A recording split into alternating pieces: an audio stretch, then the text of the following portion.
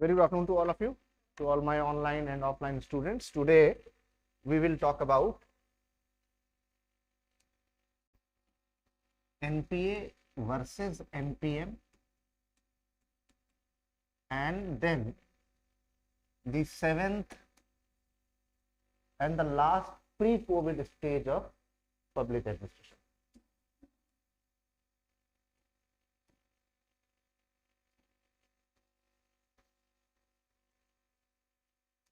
तो आज हम लोग दो विषयों पर चर्चा करेंगे। नवीन लोक प्रशासन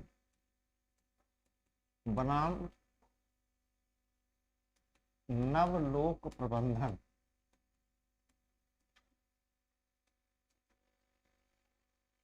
और उस विकास का कोविड पूर्व और अंतिम चरण जो था, सातवां चरण।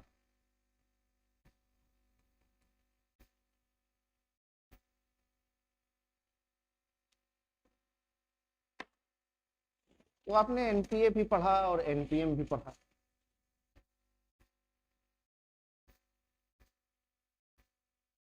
तो लोक प्रशासन के जो विचारक हैं, सिद्धांतकार हैं, जानकार हैं, उनमें ये बहुत विचार विमर्श और बहस का विषय बना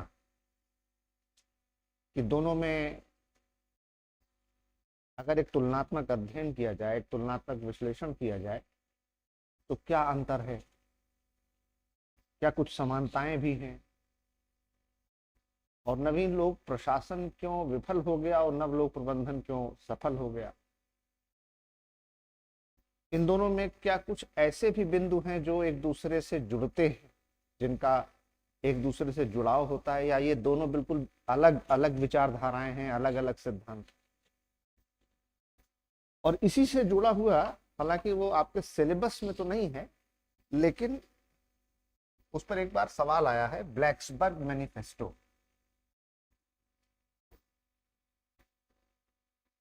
Blacksburg manifesto,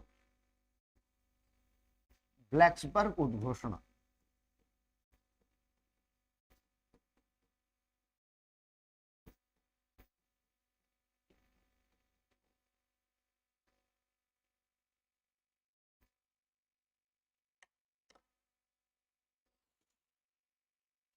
So in the field of public administration, the scholars they have greatly discussed about the comparative analysis between NPA and NPM, that what are the differences between the two, are there any similarities as well, why NPA failed and why NPM succeeded, are there any points of interconjunction, integration also. And together with this, there is a declaration called Blacksburg Declaration, though not mentioned in your syllabus, but it comes automatically when you study the comparative analysis of NPA and NPA. So what is Blacksburg Manifesto? तो कुछ इन्हीं बातों पर चर्चा करेंगे। पहले आप कुछ पॉइंट्स लिखें।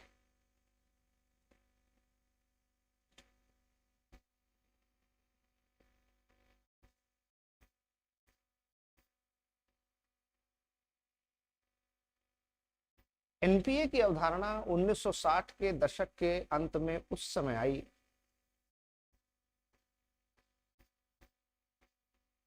The concept of NPA came into existence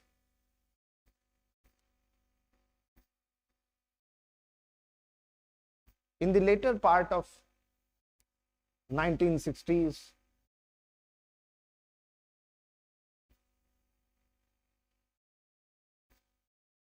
जब अमेरिका अनेक समस्याओं, सामाजिक, आर्थिक और राजनीतिक संकटों के दौर से गुजर रहा था।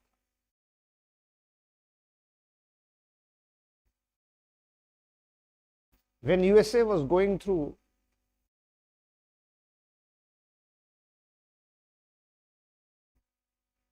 multiple problems and social, economic, and political turmoil,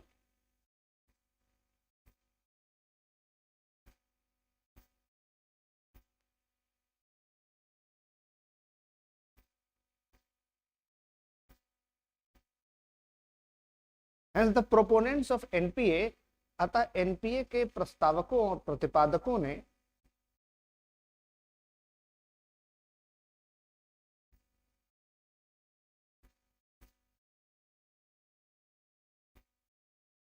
tried to find out a solution of those prevailing ailments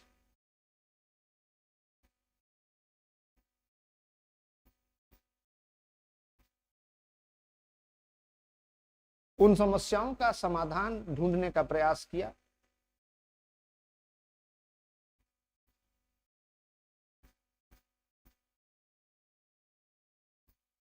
And finally in the Minnobrook Conference first 1968, और अंततः 1968 के प्रथम मिन्नोब्रुक सम्मेलन में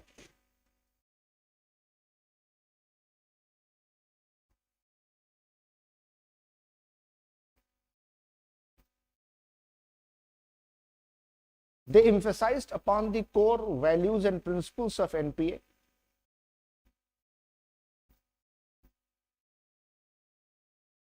उन्होंने एनपीए के मूल लक्ष्यों और मूल्यों पर बल दिया,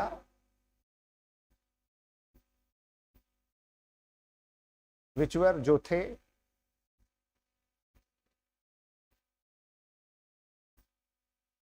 equity, value, change and relevance.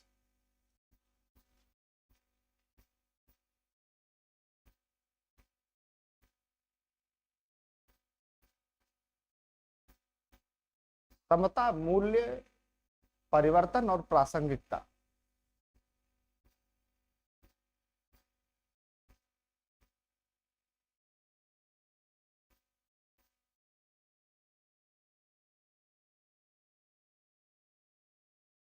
But there was nothing new in this so-called NPA.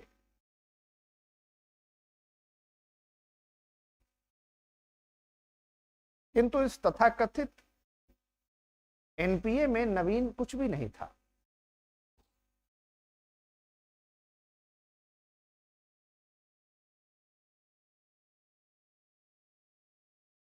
Only the old ideas and principles were repeated.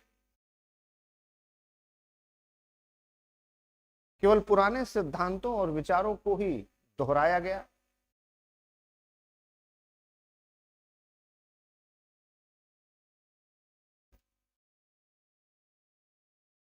Change, value, equity and relevance only symbolized rhetoric rather than reality.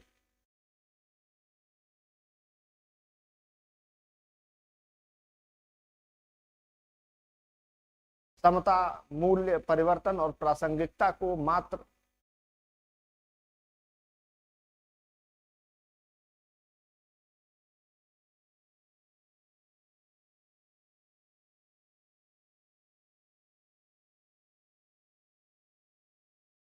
पुराना विमर्श बताया गया जो सत्य के धरातल से बहुत दूर था।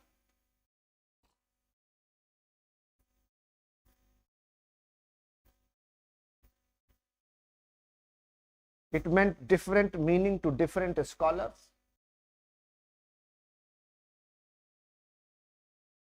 Because it was very generic.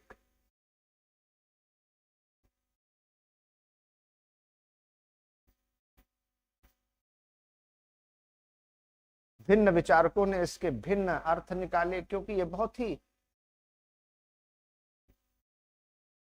सामान्यता परक था।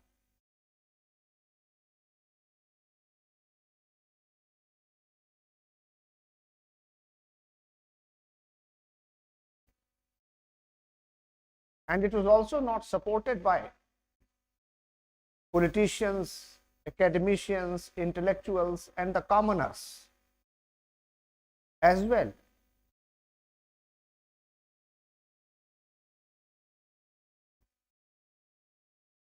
और यह उस समय के विचारकों, बुद्धिजीवियों, राजनीतिकों,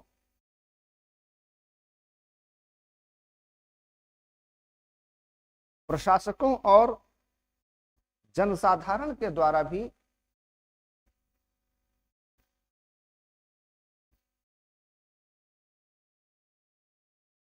इसे समर्थन, सहयोग और स्वीकार्यता प्राप्त नहीं हुई।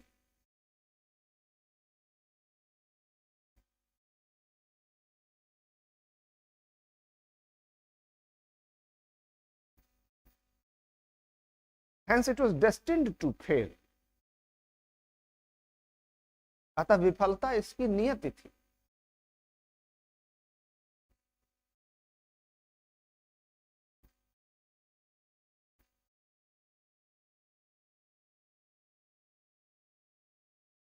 Stage. Whereas when NPM came into existence after the second Minnobrook conference,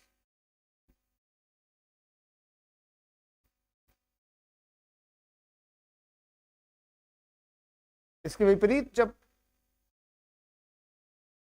NPM का सिद्धांत मिन्नोब्रुक द्वितीय सम्मेलन के बाद आया इन 1988 में,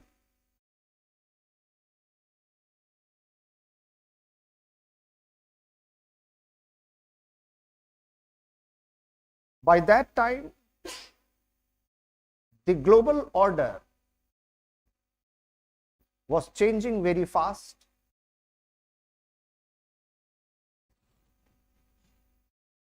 उस समय वैश्विक व्यवस्था बहुत तेजी से बदल रही थी।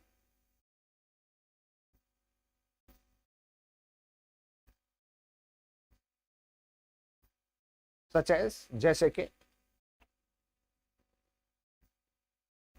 1. European Union had emerged stronger with its own constitution, parliament and currency.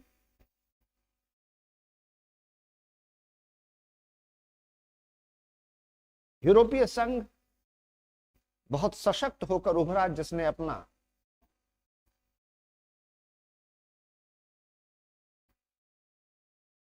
स्वयं का एक संविधान, संसद और मुद्रा बना ली थी।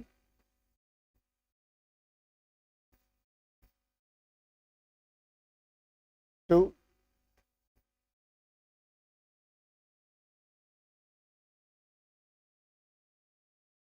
the Great Wall of Berlin was collapsed, leading to unification of Germany.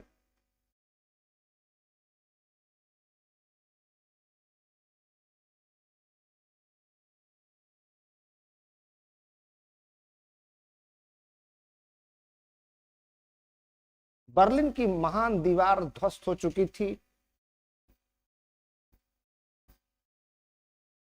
जिससे जर्मनी का पुनर्एकीकरण हुआ।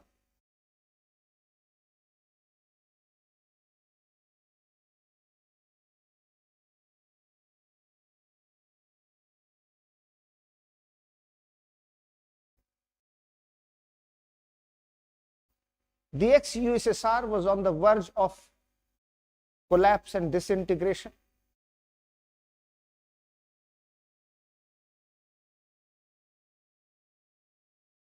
पूर्व सोवियत संघ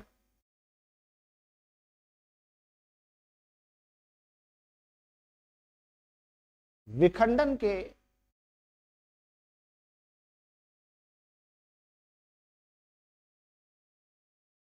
द्वार तक पहुंच चुका था because of the glasnost and perestroika.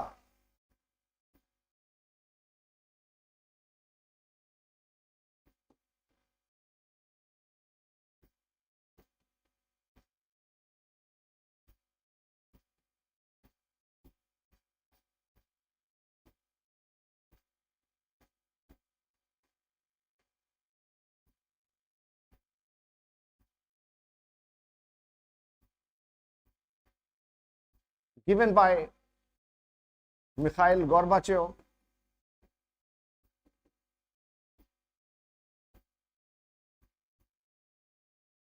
the then president of the ex-USSR,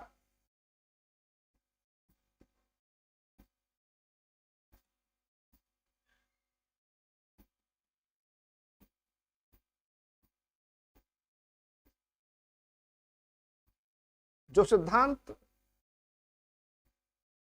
उस समय के पूर्व सोवियत के राष्ट्रपति मिखाइल गोर्बाचोव ने दिया था,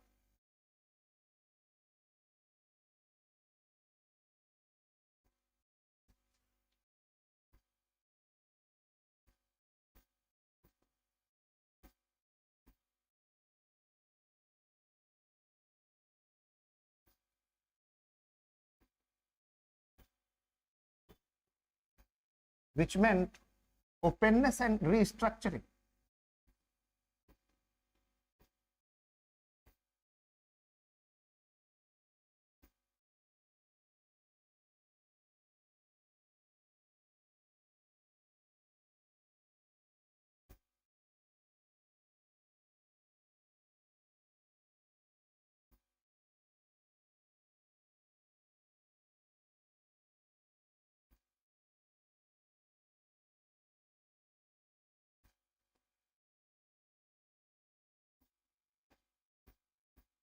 जिसका अर्थ था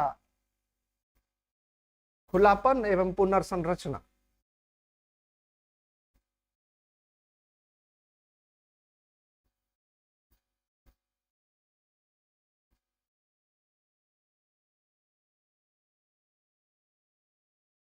next, finally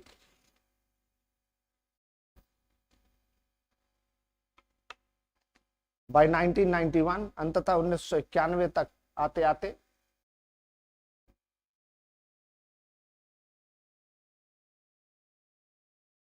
the ex-USSR was disintegrated into many independent countries.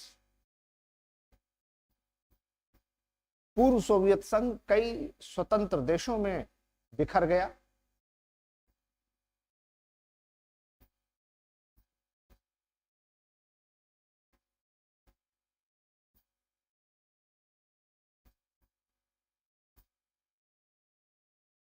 That led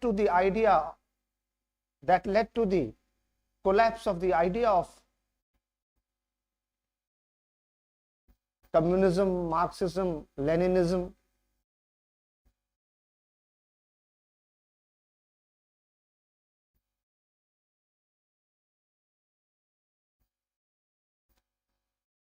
जिसने साम्यवादी, मार्क्सवादी, लेनिनवादी विचारधारा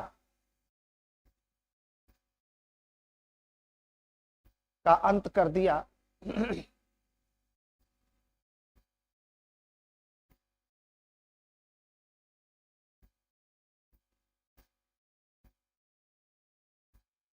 Accelerating the idea of democratic capitalism,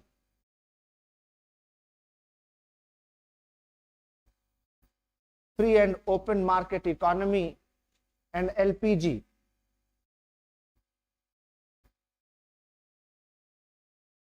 और इसके कारण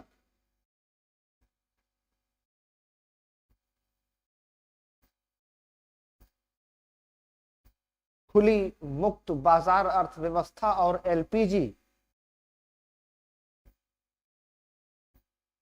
के सिद्धांत ने गति पकड़ ली।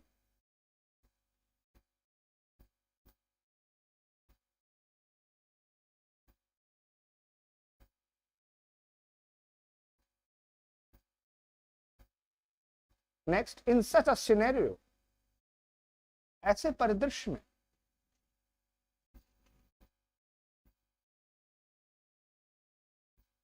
American hegemony was very clearly established. America का आधिपत्य बहुत स्पष्ट रूप से स्थापित हो गया।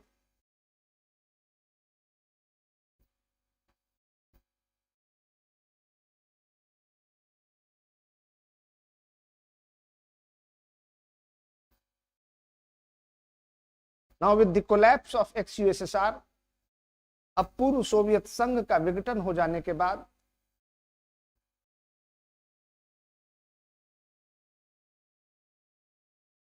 it only remained one single superpower of the world. वह विश्व की अकेली महाशक्ति के रूप में बचा रहा।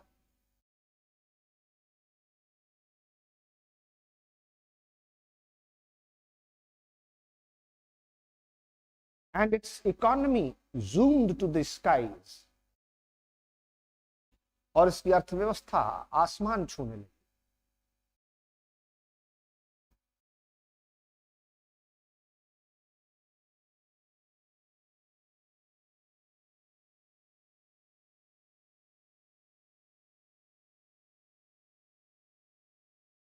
Next, therefore,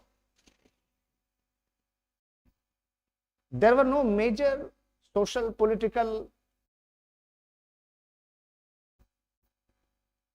or economic problems in America at that time.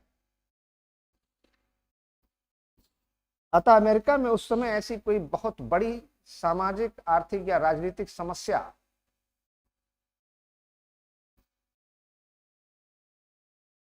बची नहीं रही।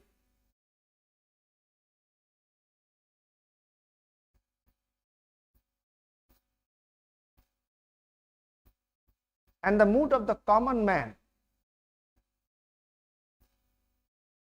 was filled with joy and a sense of pride.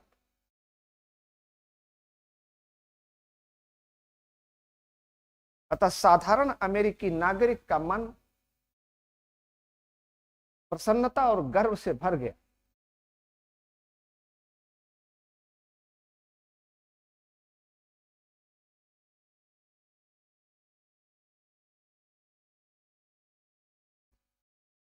B American and buy American, अमेरिकी बनो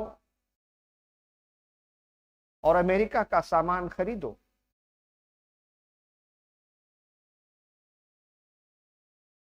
became a new mantra, एक नया मंत्र बन गया।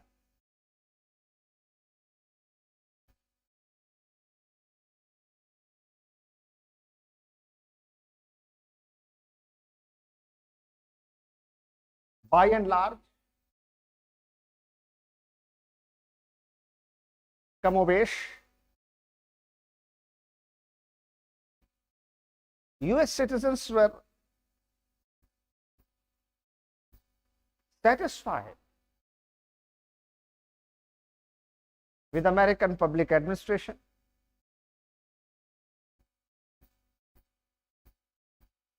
अमेरिकी नागरिक, अमेरिकी लोक प्रशासन से संतुष्ट थे।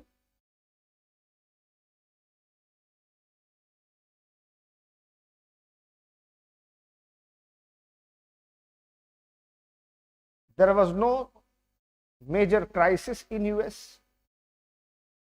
अमेरिका में कोई बहुत बड़ा संकट नहीं था।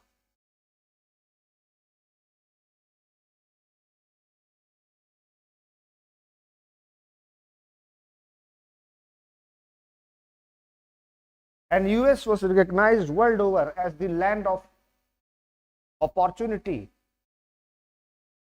income, and good quality of life. और इस तरह से समूचे अमेरिका की पहचान विश्व में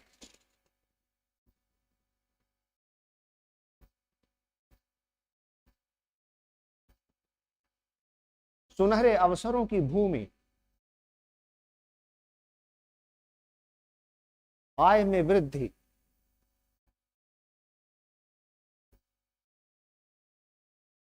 और जीवन स्तर के गुणवत्ता के रूप में पहचानी।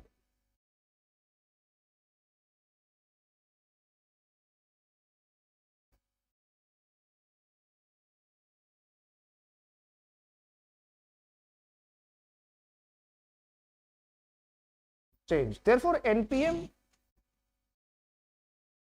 came into existence in 1988 in such an environment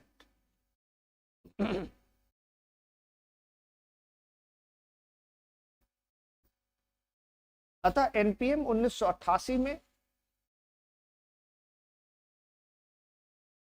एक ऐसे वातावरण में सामने आया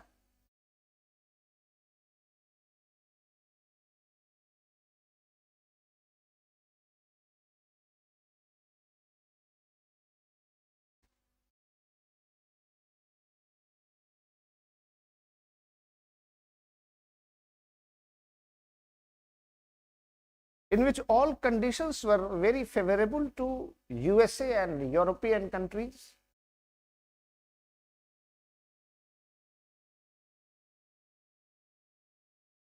जिसमें सारी परिस्थितियां अमेरिका और यूरोपीय देशों के बहुत अनुकूल थी।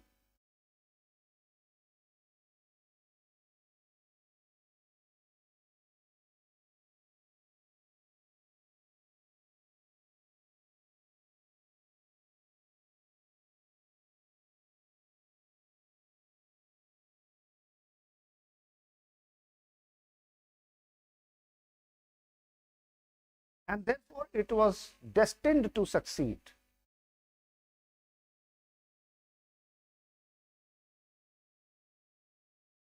अतः उसके प्रारंभ में ही सफलता थी।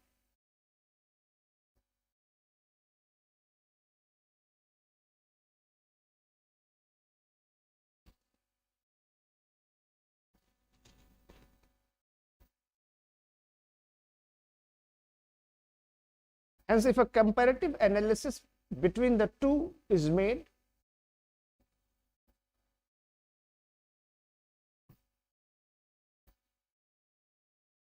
अतः यदि दोनों में एक तुलनात्मक विश्लेषण किया जाए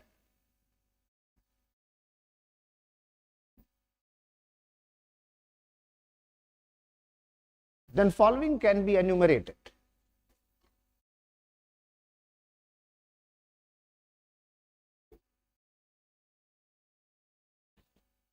तो निम्नमत बिंदु दिए जा सकते हैं। एक टेबल बना लीजिए, एक तरफ लिखिए एनपीए, एक तरफ लिखिए एनपीएम और 0.123 करके लिखते चले।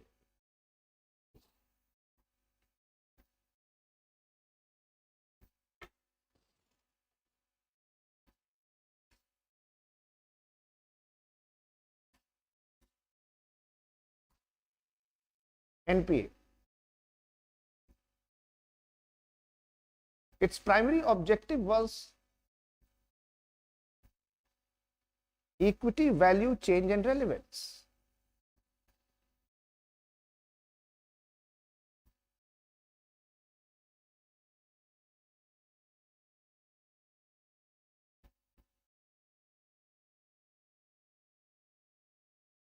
इसका प्राथमिक उद्देश्य समता, मूल्य परिवर्तन और प्रासंगिकता था।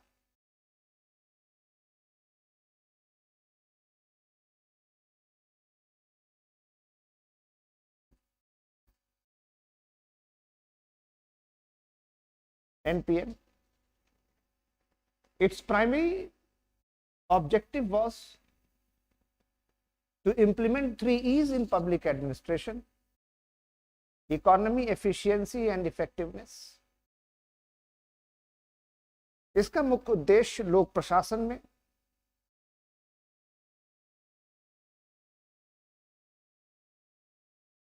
मितव्ययिता, कार्यकुशलता और प्रभावशीलता को लागू करना था।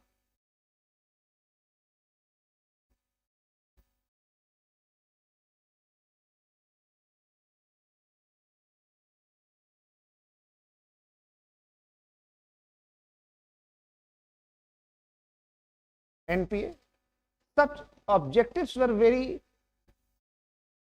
old and oft repeated.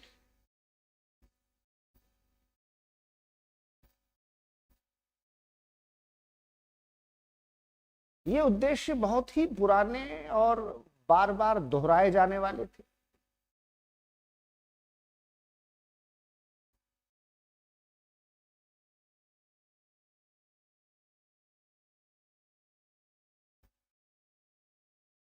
NPM,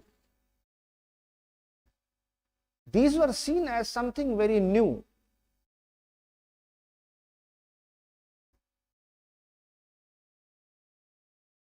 to convert administration into management.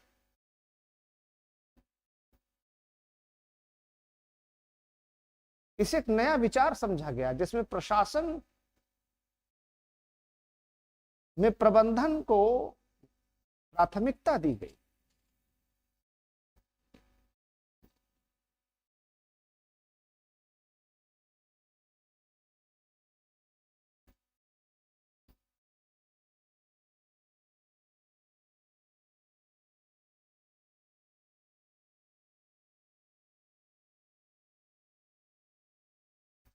Next,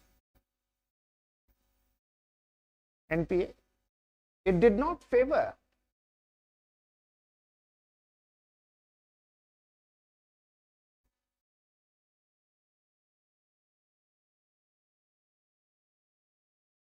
or talked anything about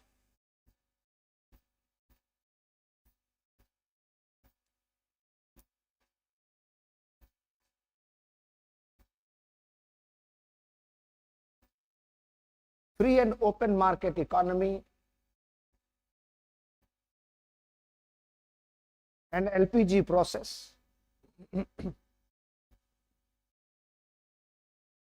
इसमें खुली और मुक्त अर्थव्यवस्था पर या एलपीजी प्रक्रिया पर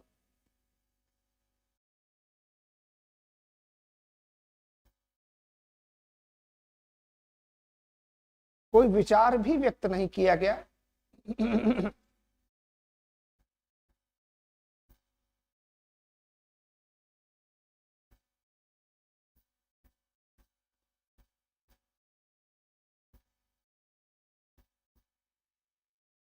Hence, it could not gain any support or cooperation from the private sector.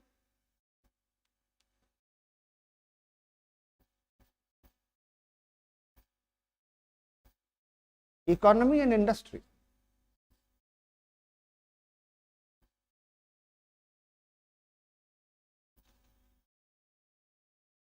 अतः इसे निजी क्षेत्र, उद्योग या अर्थव्यवस्था के लोगों का कोई सहयोग या समर्थन प्राप्त नहीं हुआ।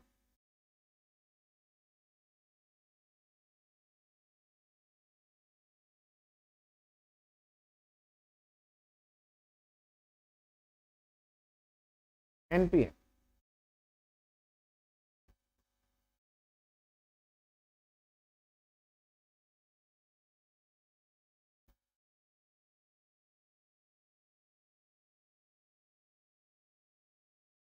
the private sector, industry and economy not only supported this,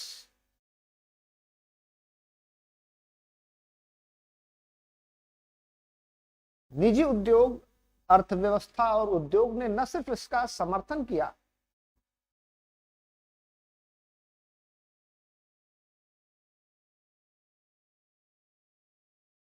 but welcome these changes with open heart, बल्कि खुले दिल से इसका स्वागत भी किया।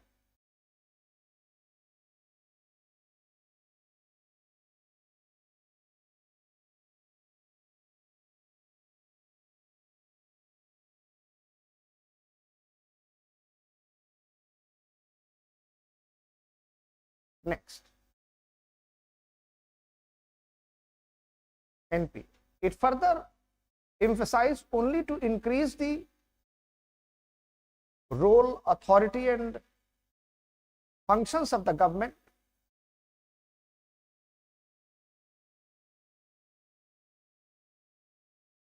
and public administration. इसने सरकार और लोक प्रशासन की ही भूमिका, अधिकार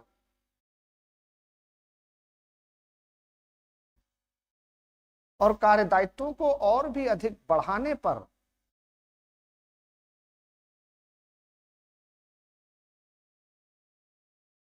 ध्यान दिया।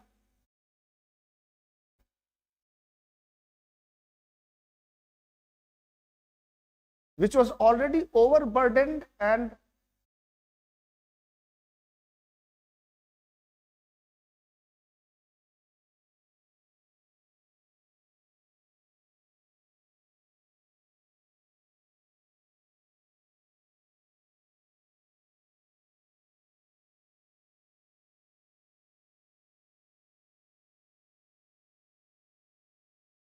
Under huge financial and economic pressure,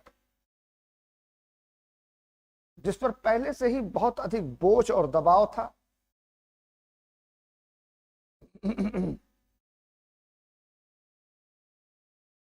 और अत्यधिक वित्तीय और आर्थिक भार से दबा हुआ।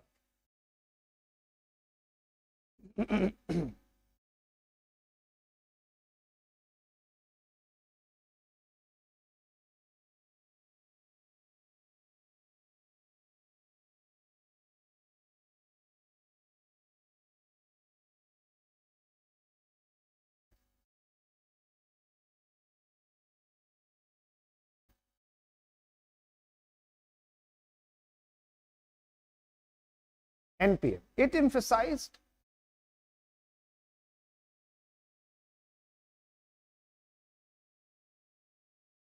upon profitability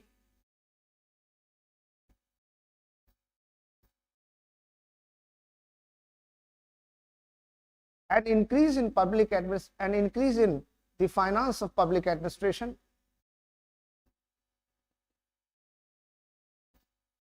reducing its workload and financial burden.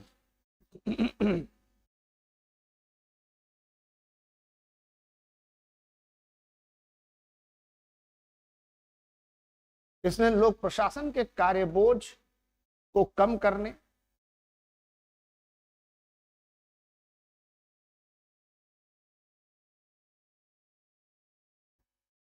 और उसके लाभ तथा आमदनी को बढ़ाने पर बल दिया।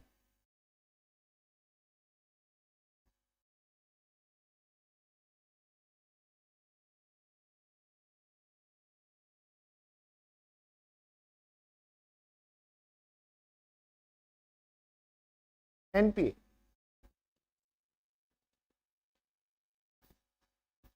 there was no attention given to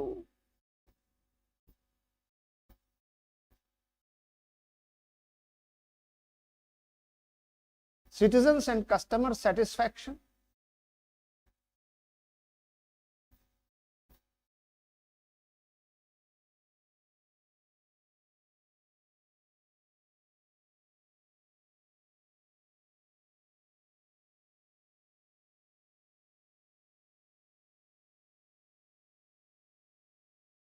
and completely ignored value for money.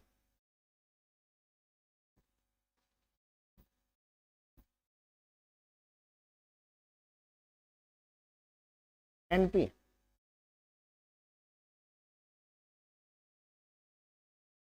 इसमें उपभोक्ता दक्षता और नागरिक संतुष्टि पर ध्यान दिया गया।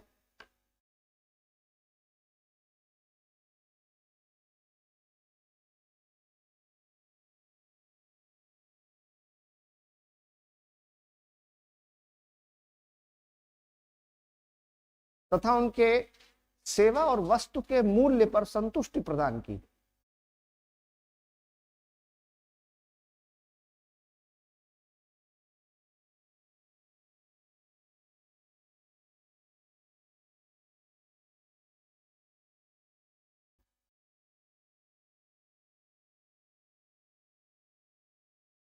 Page now in paragraph.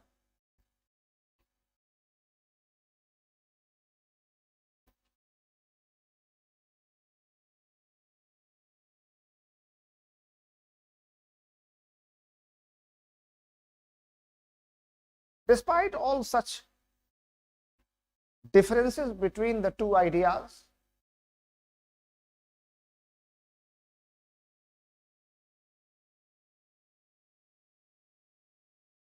इन दोनों ही विचारों में इतनी भिन्नता होने के बावजूद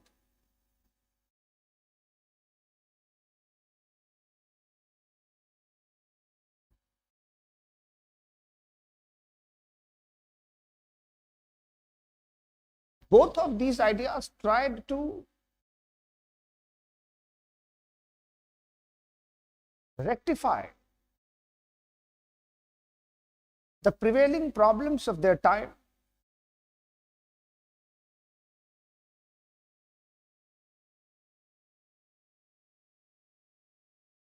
दोनों ही विचारों ने अपने अपने समय की समस्याओं को दूर करने का प्रयास किया।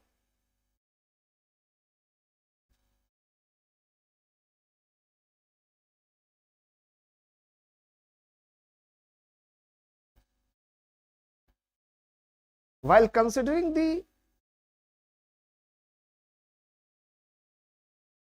facts, needs, challenges, and available resources of their times,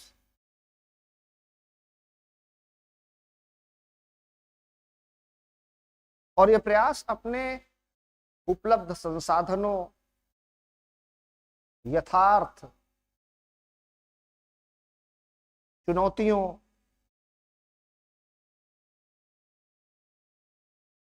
पर्यावरण और परिवेश के अनुकूल किया गया था।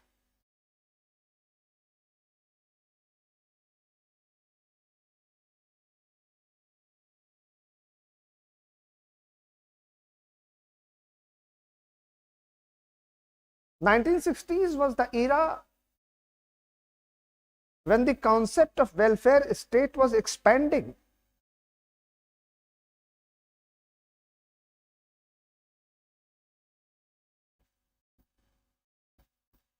उन्नीस सौ 60 का दशक वह युग था जब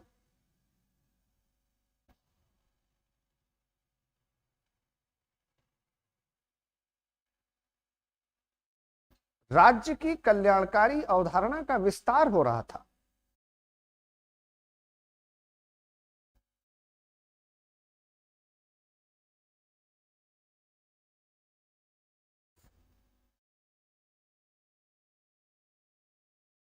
And the private sector was either underdeveloped or in their nascent stages.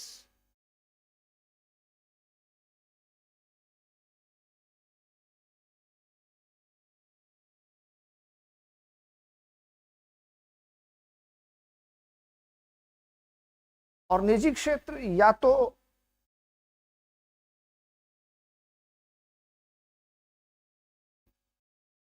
अल्प विकसित थे अथवा अपनी शैशवावस्था से गुजर रहे थे।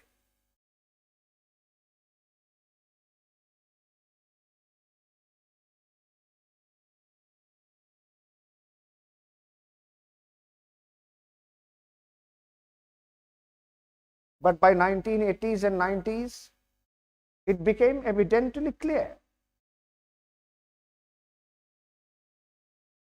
किंतु 1980 और 90 के दशक तक आते आते यह तथ्यतः स्पष्ट हो चुका था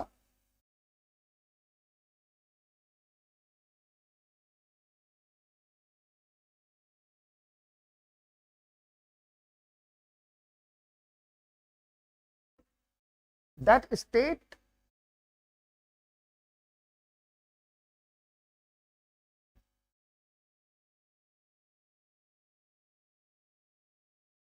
is not sufficient, capable and competent enough to carry out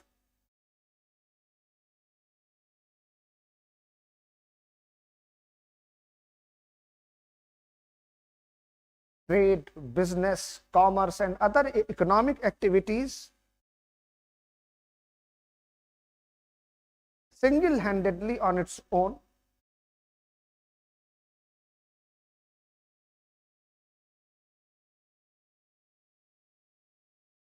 कि राज्य अपनी मूल प्रकृति के कारण ही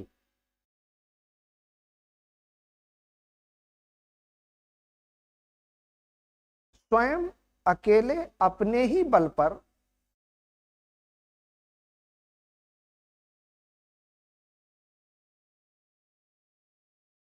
आर्थिक, वाणिज्यिक और व्यापारिक गतिविधियों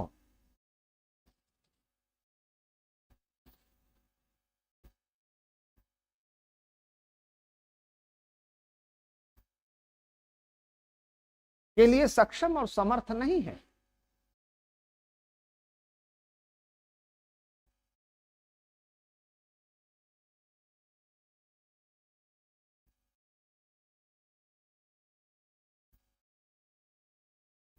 Hence, the idea of NPM was naturally born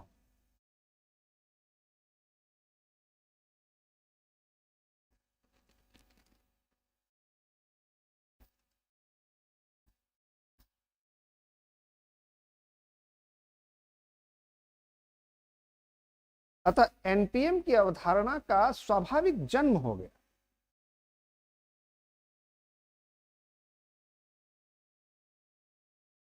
And no one can stop an idea whose time has come.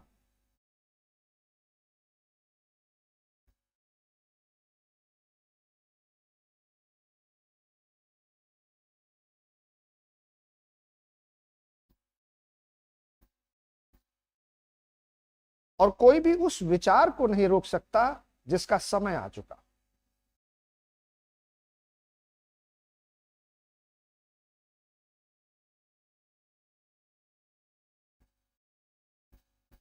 And much before the second Munnobruk 1988,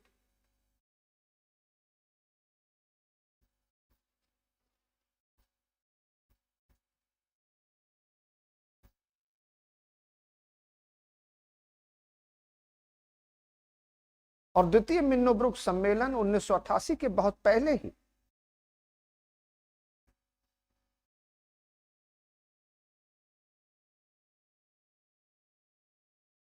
such an idea was conceived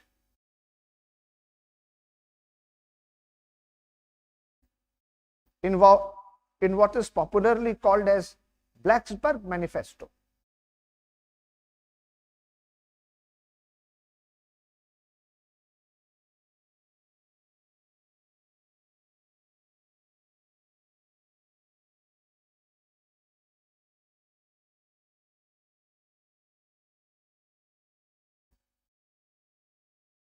इस विचार का भ्रूण अपने गर्भ में आकार लेने लगा था, जिसे लोकप्रिय रूप से ब्लैक्सबर्ग उद्घोषणा कहते हैं।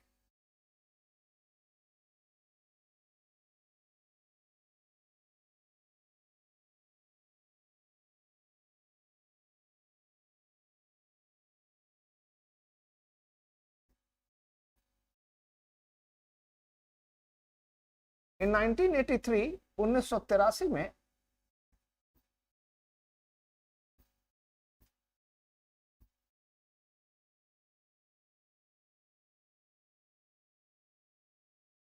the scholars of Virginia Tech University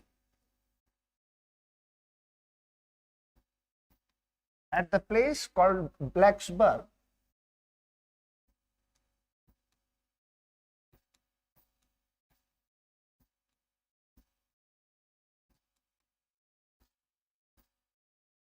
Virginia Tech विश्वविद्यालय के विद्वान ब्लैक्सबर्ग नाम के स्थान पर मिले।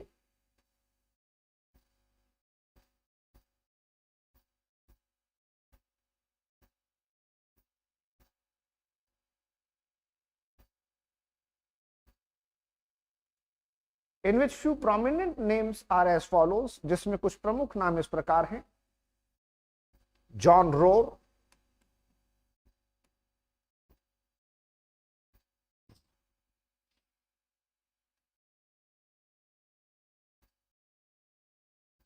वैम्सले,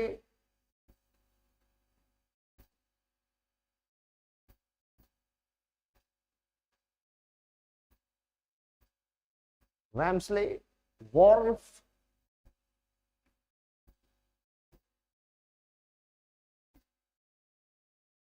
and White.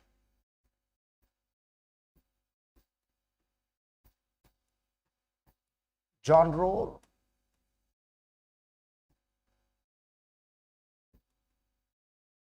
Wamsley, Worf,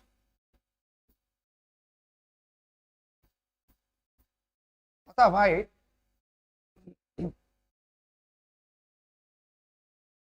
and they prepared a manifesto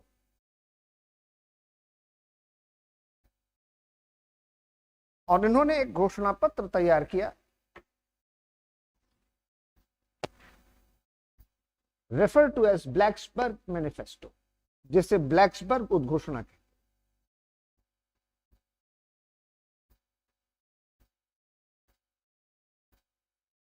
This included the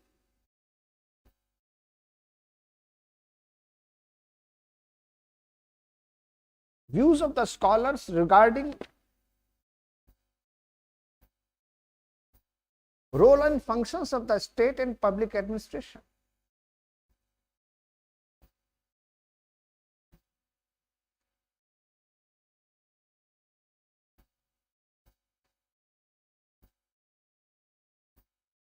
जिन्होंने राज्य और लोक प्रशासन के बारे में अपने विचार रखे थे।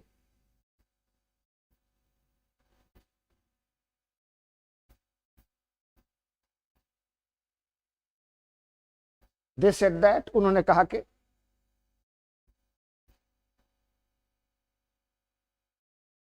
as executive, legislature and judiciary are considered the three organs of the state,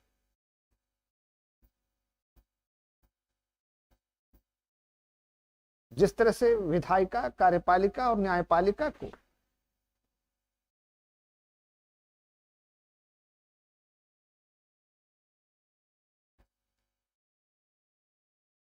राज्य के 3 अंग माना जाता है,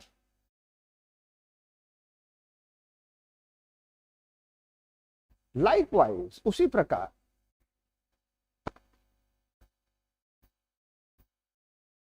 public administration should be treated as the 4th organ of the state.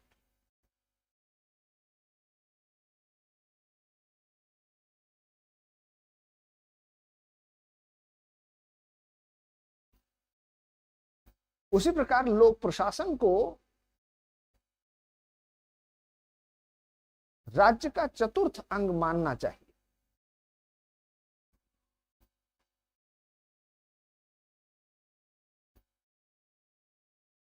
Their argument was, उनका तर्क यह था कि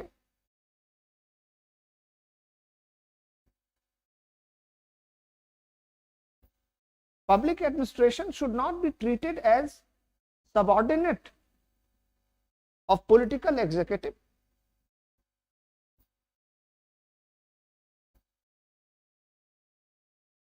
लोक प्रशासन को राजनीतिक कार्यपालिका का अधीनस्थ नहीं मानना चाहिए।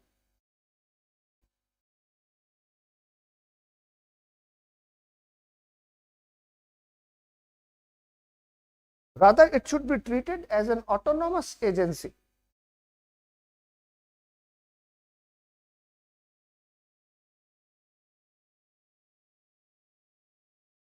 Under the provisions of the Constitution itself.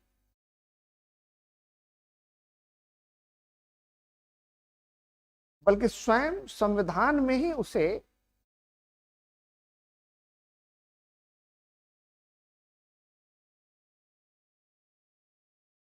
एक स्वायत्त और स्वतंत्र दर्जा देना चाहिए।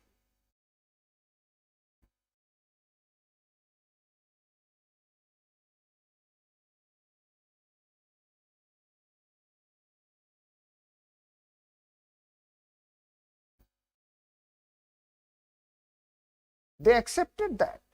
उन्होंने स्वीकार किया कि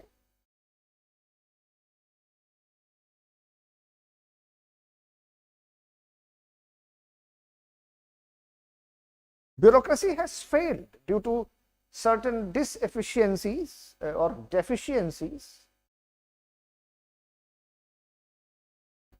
नौकरशाही कुछ कमियों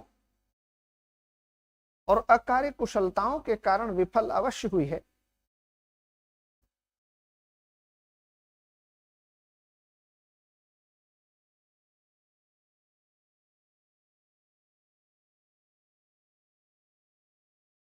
But still it should not be replaced, rather reformed.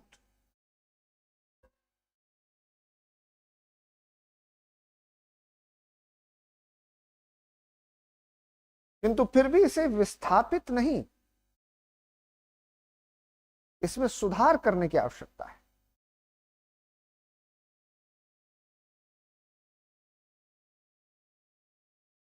For which they emphasized rolling back of the state.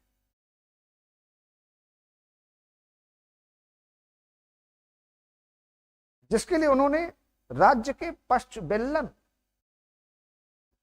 या रोलिंग बैक करने पर बल दिया।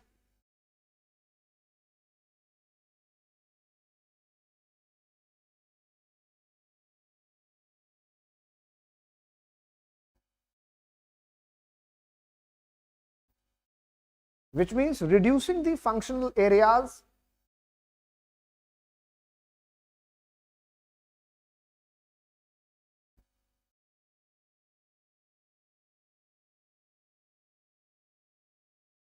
administrative and financial burden of the state.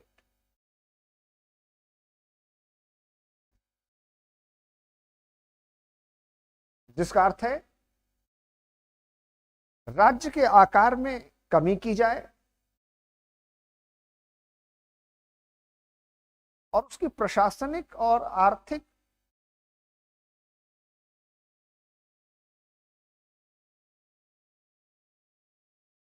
दायित्वों को कम किया जाए।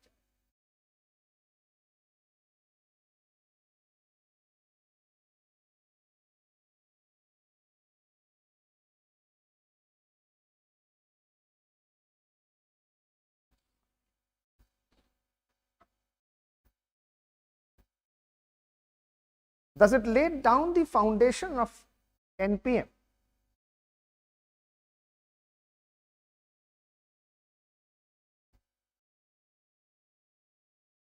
और इस तरह से इसने एनपीएम की अवधारणा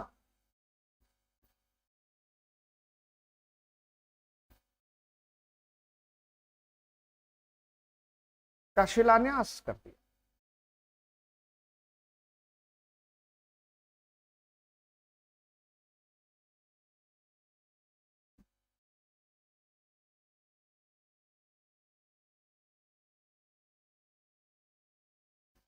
And that is why it is also sometimes referred to as new public service approach.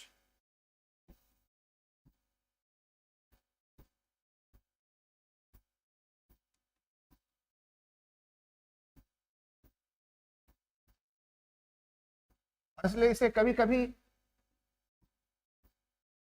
नव लोक सेवा दृष्टिकोण भी कहते हैं।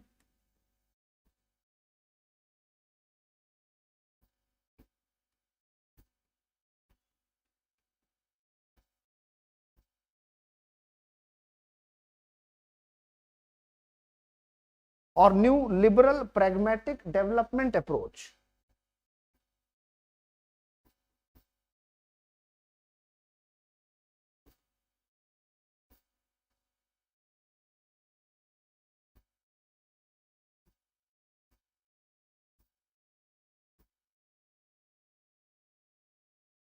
नव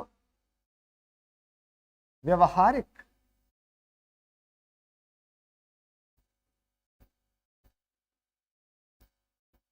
विकासशील दृष्टिकोण।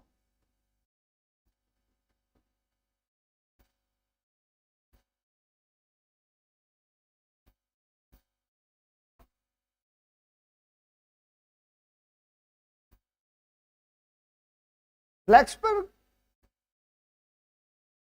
manifesto came into the presidencies of Jimmy Carter and Ronald Reagan.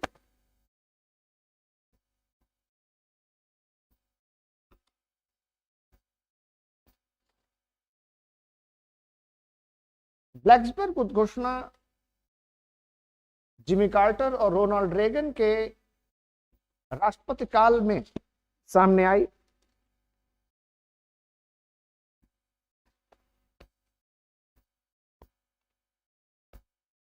Who supported this idea as constitutional governance, जिन्होंने इस विचार का समर्थन संवैधानिक अभिशासन के रूप में किया।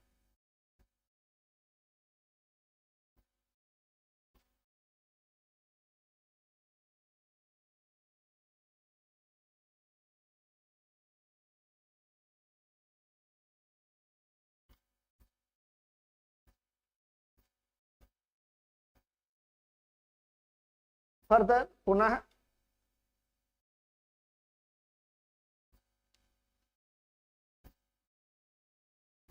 जून 1887 to June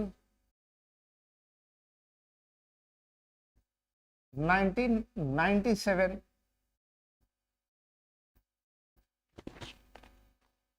June 1887 to June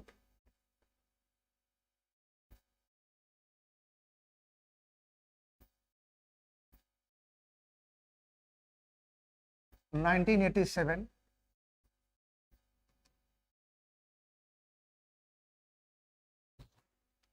100 years of Wilson's The Study of Administration.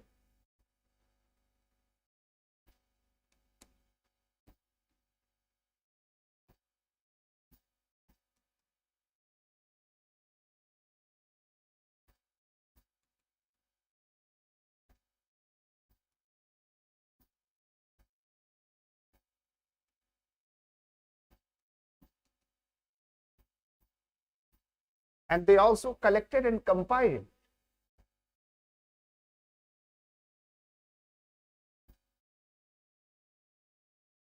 a document in Blacksburg Manifesto,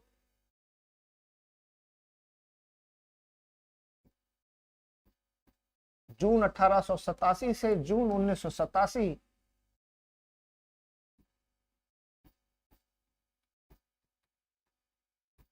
Wilsonian सिद्धांत के 100 वर्ष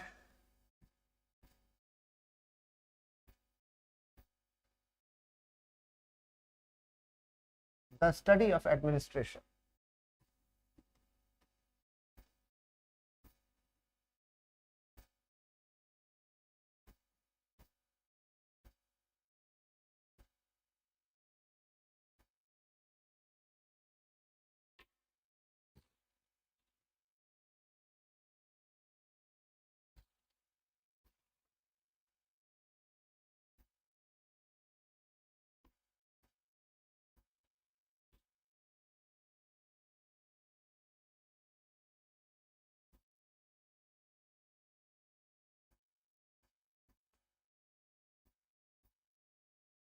क्वेश्चन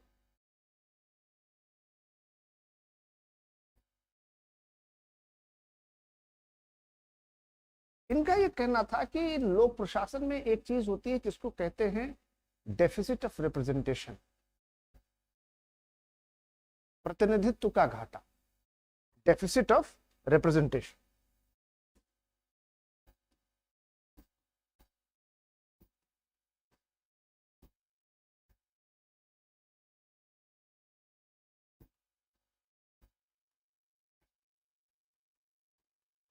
प्रतिनिधित्व का घाटा।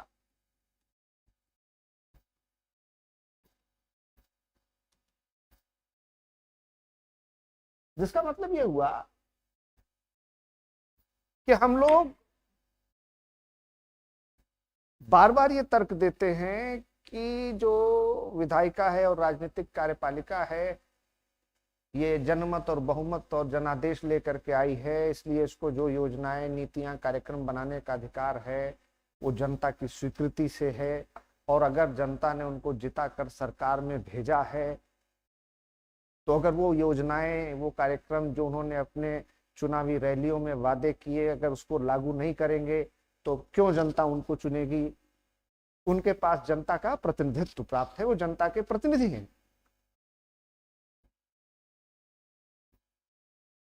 ब्लैक्सबर्ग मैनिफेस्टो के विचारकों ने कहा कि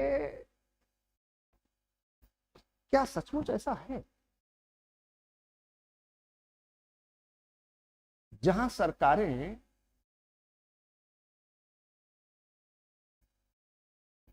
कुछ मतों कुछ प्रतिशत के आधार पर बनती बिगड़ती हैं। हम क्या वास्तव में कह सकते हैं कि देश की पूरी जनता का उनको सहयोग और समर्थन प्राप्त है?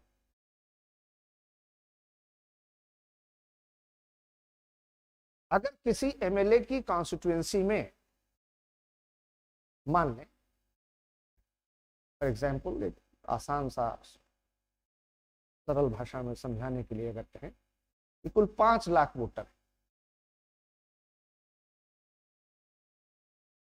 तो आमतौर पर अगर 50% या इससे ज्यादा वोटिंग हो जाती है तो कहते हैं बम्पर मतदान। ये नहीं तो 100% वोटिंग ही नहीं होती कभी भी कहीं भी। 50% हो जाए तो कहते हैं बहुत हो गया। तो हम मान लेते हैं 5 लाख वोटर में से 3 लाख लोगों ने वोट दिया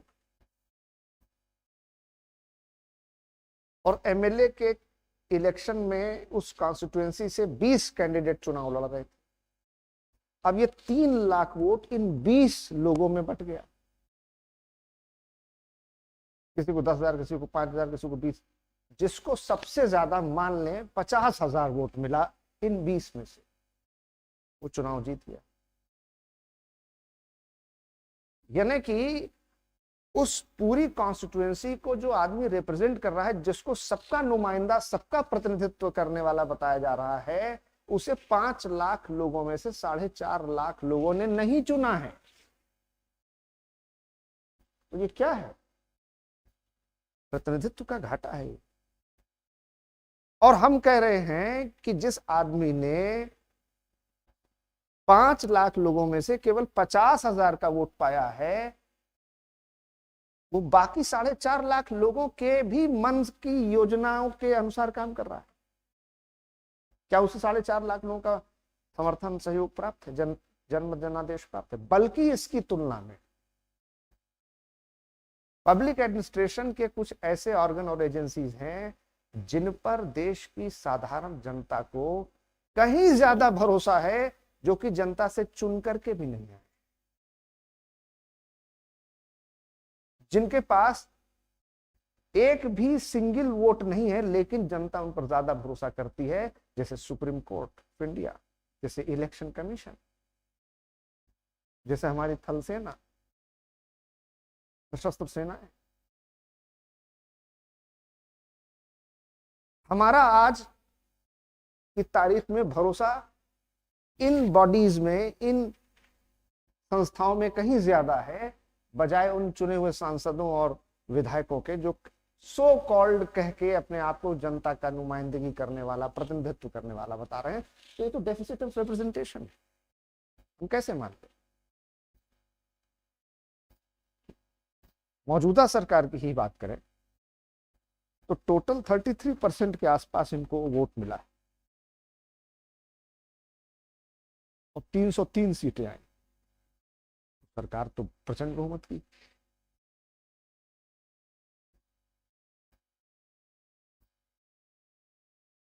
लेकिन कितने परसेंटेज है जो इस गवर्नमेंट के पक्ष में नहीं? 50% भी तो नहीं है ये। तो उसको उन्होंने कहा डेफिसिट ऑफ रिप्रेजेंटेशन। तो उन्होंने कहा कि आप ये खाली तर्क मत दीजिए, ये चुन के आए हैं तो चुन के आए हैं तो कुछ भी करेंगे।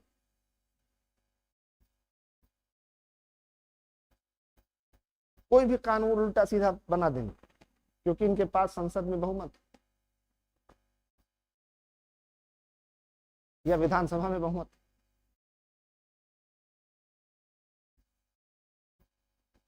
तो ब्लैक्सबर्ग मैनिफेस्टो ने दरअसल वो सब बातें कहनी शुरू कर दी थी जो सेकेंड मिल्नो ग्रुप में बड़े लार्ज स्केल पर, खुले तौर पर और बड़े व्यापक पैमाने पर कही गई। उसकी शुरुआत छोटे रूप में ब्लैक्सबर्ग मैनिफेस्टो में हो चुकी थी। Is that very clear? क्योंकि जो कुछ ब्लैक्सबर्ग ने कहा उसका विस्तारित रूप, एक्सपैंडेड फॉर्म आप किसमें देखते हैं? एनपीएम में। Is that very clear? Next point. In the 7th stage of evolution, उद्विकास के 7वें चरण में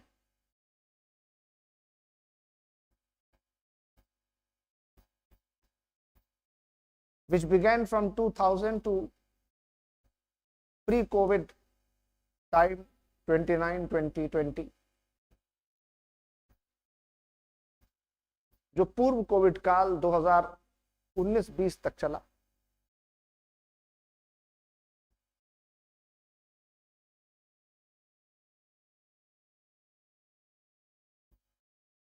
there were many changes and reforms made in public administration.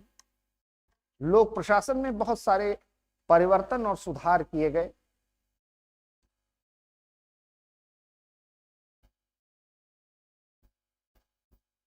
सच है, जैसे कि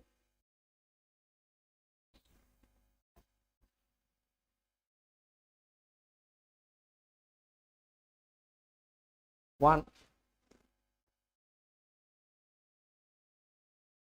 expansion of computerization and digitalization, कंप्यूटरीकरण और डिजिटलीकरण का विस्तार,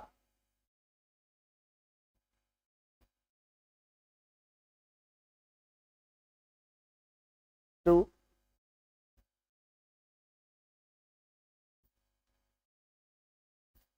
conceptualization of smart administration and e-governance,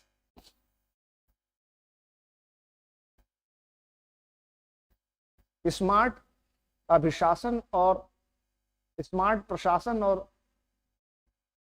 ई अभिशासन की अवधारणा, स्मार्ट प्रशासन और ई अभिशासन की अवधारणा,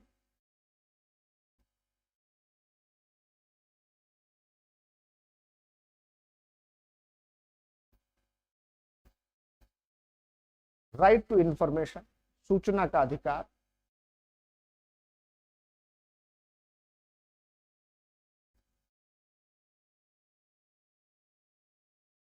emphasis upon openness and transparency in public administration,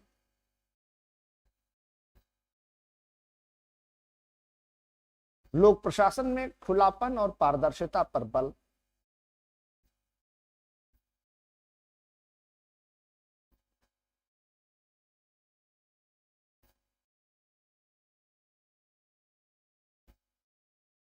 next emphasis upon human rights and rule of law,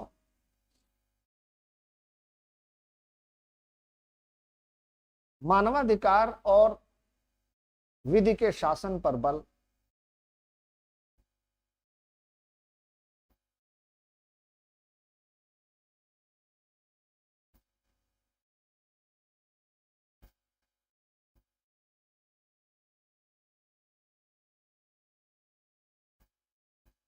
emphasis upon quality of life, equality and freedom,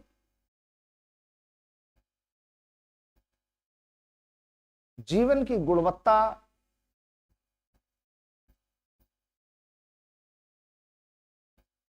स्वतंत्रता,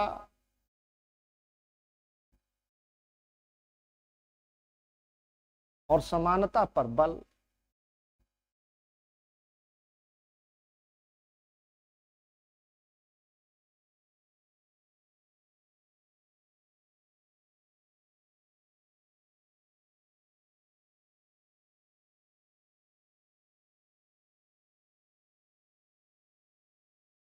optimum utilization of human and other resources,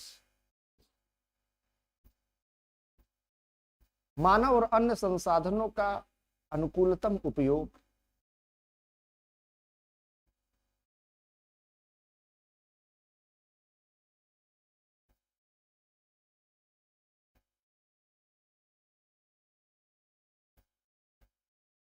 and the last, efforts to give human face and human touch to public administration.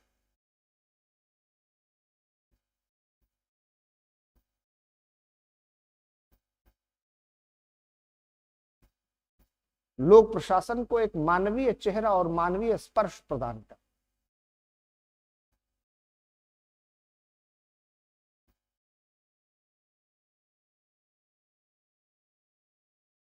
Making it more people's friendly, ताकि यह अधिकाधिक जनहितैषी हो सके।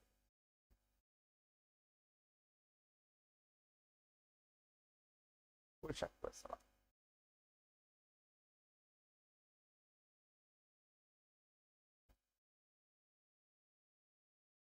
All the points clear?